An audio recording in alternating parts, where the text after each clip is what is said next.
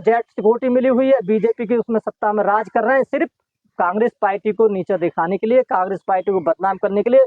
Congress party की कुर्बानी उन्होंने, अन्ना जी ने नहीं देखी कि कांग्रेस पार्टी ने क्या कुर्बानी दी है। आज अन्ना जी को कोई ऐसे पते नहीं है। तो इसी तरीका कोई ना कोई युवा आएगा निकल के, अगर देश में अगर ये नहीं माने तो रामलीला मैदान के ऊपर नहीं, लाल किले के ऊपर युवा झंडा फैलाएंगे अपने आजादी का, और वो आजादी मांगेंगे, चिल्ला चिल्ला के कहेंगे कांग्रेस लाओ देश बचाओ, कांग्रेस लाओ देश बचाओ। और आपके चैनल के माध्यम से मैं कह रहा हूँ कि कांग्रेस जब तक नहीं आएगी इस देश में शांति नहीं हो सकती, युवाओं को रोजी रोजगार नहीं मिल सकता। आपने देखा होगा माननीय देवेंद्र यादव जी ने, दिल्ली प्रदेश के अध्यक्ष ने, जो अभी ताल कटोरा में एक मुहिम चलाई थी, उन्होंने क्या किसी तरीका से 8-10 हजार युवाओं को रोजगार दिया है। तो जब एक ना कुछ होने के बाद कांग्रेस पार्टी रोजगार दे सकती है, अगर सत्ता में आएगी तो हर युवा को रोजगार दिया जाएगा। तो क्या लगता है कि इसका असर बिहार पर मिलेगा? इस बिल्कुल, बार इंडिया गठबंधन मजबूत होगी। इंडिया गठबंधन बहुत ज्यादा मजबूत है, और आप देखिए कि इंडिया गठबंधन की सरकार बनने जा रही है बिहार के अंदर, और आने वाले टाइम में केंद्र में गठबंधन की सरकार होगी। ये मैं आपके चैनल के माध्यम से कह रहा हूँ कि गठबंधन की सरकार होगी वहां पे, और कांग्रेस पार्टी सबसे बड़ी पार्टी बन के उभरेगी। इस देश को अगर कोई चला सकता है तो वो कांग्रेस पार्टी है। तो कितने सीट मिलने के आसार है वहाँ? हमारे वहां पे 50-50 बात चल रही है। पहले तो हम कुछ कम पे लड़ रहे थे, अब 50-50 पे बात आ गई, तो मैं समझता हूँ कम से कम 40% हमारी सीट वहां पे निकल रही है।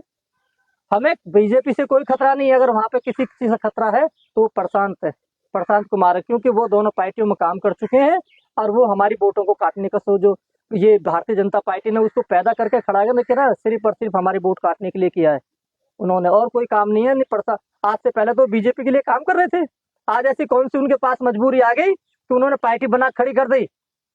तो इस तरीका से ये लोग पार्टियां खड़ी करवाते हैं। मतलब आप कहना चाहते हैं कि प्रशांत किशोर ने एक एजेंडा चला रखा है? एजेंडा चला रखा है, वो भारतीय जनता पार्टी के एक एजेंट है, और जो एजेंट होता है वो तो चलाएगा एजेंडा। तो चलते चलते हमारे चैनल से क्या संदेश देंगे आज? मैं आपके चैनल से संदेश देना चाह रहा हूँ कि इस देश में भाईचारा बना रहे। जो देश ये पहले से चलता आ रहा था उसी तरीका से देश चलना चाहिए। हमारे युवाओं को रोजगार मिलना चाहिए, हमारी माता बहनों को सुरक्षा मिलनी चाहिए। बाबा भीमराव अम्बेडकर जो संविधान लिखे गए उस संविधान का पालन करना चाहिए। और कांग्रेस पार्टी को सत्ता में, हर एक से गुजारिश करूंगा मैं, बिहार के जनता से भी, जो यहाँ पे बिहार के लोग रह रहे हैं उनसे भी गुजारिश है, आपके चैनल के माध्यम से गुजारिश है कि वहां पे जाके कांग्रेस पार्टी को मजबूत करें, गठबंधन को मजबूत करें। ये मेरी सबके से गुजारिश है। आपके चैनल के माध्यम से भी मैं एक बार फिर गुजारिश कर रहा हूँ कि कांग्रेस पार्टी को सत्ता में लाने और देश बचाएं। भाई, मैंने अपना जीवन जो राजनीति का जो शुरू किया, यूथ कांग्रेस से शुरू किया था। 93 से हमने राजनीति में कदम रखा, तो यूथ में आए थे, यूथ से जीवन शुरू करते करते डिस्ट्रिक्ट गए, डिस्ट्रिक्ट से प्रदेश गए, प्रदेश से भी आगे धीरे धीरे कार्य चल रहा है। और आज जो राजनीति जो उल्ट फेर चल रही है उसको मैं देख के बड़ा एक विचलित हुआ हूँ कि अभी जैसे कि बिहार में इलेक्शन आ रहे हैं, आपने देखा होगा कि बिहार के अंदर जिस तरीका से कांग्रेस ने दबदबा बनाया, तो मुझे ऐसा लगता है कि कांग्रेस को अब कोई रोकने वाला नहीं है। अभी आपने हमारी दिल्ली के मुख्यमंत्री वहां गई हुई है, उन्होंने, आप देख रहे हो बड़े जोर से एक वायरस हो रहा है कि जो प्रधानमंत्री के जी का नाम नहीं ले रही, वो कह रही है जो शख्स अपना परिवार नहीं संभाल सकते वो बिहार को क्या संभालेंगे। तो सीधा के सीधा एक मुख्यमंत्री प्रधानमंत्री जी पे अटैक कर रही है कि अपने परिवार नहीं संभाल सकते। तो मैं समझ सकता हूँ कि यहाँ से शुरुआत हो रही है बीजेपी की फूट की, कि एक मुख्यमंत्री भाषण दे रही है और वो भी इतने बड़े स्टेज में जाके कि जो अपना परिवार नहीं संभाल सकते वो बिहार को क्या संभालेंगे।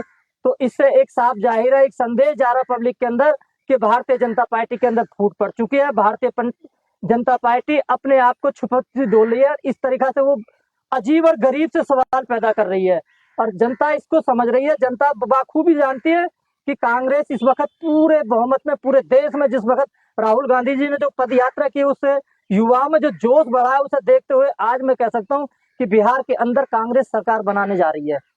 बिहार में बहुत सारे तमाम मुद्दे उभर के सामने आ रहे हैं। मुख्य रूप से राहुल गांधी जी ने घेरा है बेरोजगारी पे, मुख्य रूप से जो है ईवीएम पे घेरा है, और शराब बंदी को भी उन्होंने घेरना अब शुरू कर दिया है। देखिए, किस तरह से देखते हैं इसको? मैं आपको बता रहा हूँ, शराब का वो कहते ना, कान इधर से पकड़िए उधर से पकड़िए, बिकवा तो पुलिस के माध्यम से रहा है या कैसे बिकवा शराब सरकार रही है। आज पहले घर छोटे छोटे जगह बिके जाते थे, ठेकों में बेचे जाते, आज खुल्ला खुल्ला पुलिस बिकवा रही है शराब। तो इससे ये पता पड़ रहा है कि भ्रष्टाचार बिहार में इस वक्त किस चरम पे जा चुका है। और आपको मैं एक और बता दूं कि अभी एक ने रेप किया है, जिसकी रेप की पुष्टि हो चुकी है, सारा कुछ हो चुका है। नीतीश कुमार जी के पास ऐसा कौन सा दबाव था कि उन्होंने उसको टिकट दिया है एमएलए का। तो इससे लग रहा है कि जो भ्रष्टाचारों की सरकार चल रही है, और जो वहां पे एक महिला सुरक्षित नहीं रह सकती, तो वहां पे क्या सुरक्षित होगा। इसलिए देश में परिवर्तन की जरूरत है। बिहार में तो खास तौर इस वक्त बहुत ज्यादा परिवर्तन की जरूरत है। बिहार की जनता इस वक्त तहर तह कर रही है। बेरोजगारी के ऊपर देखिए, वहां पे रोजगार के नाम पे कुछ नहीं है, रोजगार के लिए पब्लिक भटक रही है। यहाँ पे आप देख रहे हो दिल्ली में, अगर हमारे स्टेट में इतनी रोजी रोजगार होते तो हम क्यों किसी दूसरे स्टेट में जाते। आज दिल्ली में जनता आ रही है बिहार से भाग भाग के, उन्हें अपने आप को बचाना भारी पड़ रहा है। तो मैं कह सकता हूं कि इस वक्त सत्ता परिवर्तन की बहुत ज्यादा जरूरत है। और ईवीएम पे जो हमारे ईवीएम अधिकारी बैठे हुए हैं, जिसके ऊपर भारत संविधान का जो शिकंजा होना चाहिए, वो शिकंजा मुझे लगता है सरकार ने उनके ऊपर ढील दे रखी है। सरकार के लिए ईवीएम काम कर रही है। सरकार की हर चीज जो सरकार बोलेगी ईवीएम वो करती है। आपने अभी हरियाणा के रिजल्ट आए थे, कांग्रेस 2-3 बजे तक कांग्रेस आगे थी, हर जगह कांग्रेस आगे रहती है। जहां शाम होती जाती है धीरे धीरे कांग्रेस पीछे हो जाती है। ऐसा हो ही नहीं सकता। दिल्ली में बहुत सीटों पे हमने देखा कि पार्टी आगे वोट चल रही है और लास्ट में आते आते पीछे 0 पे चली जाती है। तो मैं समझता हूँ कि ईवीएम में जितनी गड़बड़ी हो रही है, ईवीएम को इसको बंद करना चाहिए। नहीं आने वाला टाइम मुझे यहाँ पे खतरा नजर आ रहा है, नेपाल का जैसा सीन नहीं हो जाए। हमारे कई पड़ोसी देशों में जो सीन चल रहे हैं, बांग्लादेश में था और आपने देखा होगा श्रीलंका में था, कहीं ऐसा सीन ना हो जाए कि भारतीय जनता पार्टी के खिलाफ रोड पर लोग उतर आए, लोग मारा काटी चालू ना हो जाए, देश में वो फूट ना पड़ जाए। इसलिए संविधान को देखते हुए राजनीति पहलुओं को अपनी तरफ रख के संविधान को रक्षा करनी चाहिए और कानून को अपना काम कर देना चाहिए। मैं भारतीय जनता पार्टी के हर एक कार्यकर्ता से, हर एक सरकार के जो नुमाइंदा बैठे उनसे गुजारिश करूंगा कि ये देश है, इसे चलने दिया जाए, प्यार से चलना दिया जाए। नहीं देश आज टूटने के कगार पे खड़ा हुआ है। उस बारूद की रेत के ऊपर आके देश खड़ा हो गया कि कब अटम बम हो जाए कुछ पता नहीं। क्योंकि जब रोजगार ही नहीं मिलेगा तो फिर युवा कहाँ जाएगा, वो चोरी करेगा, डकैती करेगा और एंड में एक दिन सरकार के खिलाफ आके वो खड़ा होकर प्रदर्शन करेगा। रामलीला मैदान में जिस तरीका से हुआ था, रामलीला मैदान में यही भारतीय जनता पार्टी थी जो कांग्रेस के खिलाफ अन्ना को बैठा है। मैं आज आपके चैनल के माध्यम से अन्ना जी को ढूंढ रहा हूँ, अन्ना जी का कोई पता नहीं है। हम लोग अभी वोट निकालने वाले पोस्टर कि जो भी अन्ना जी को लेकर आएगा उसको इनाम दिया जाएगा। आज अन्ना जी क्यों नहीं है? आज लोकपाल बिल कहाँ गया? लोकपाल बिल तो कांग्रेस ने भी पास कर दिया था। अन्ना जी ने उस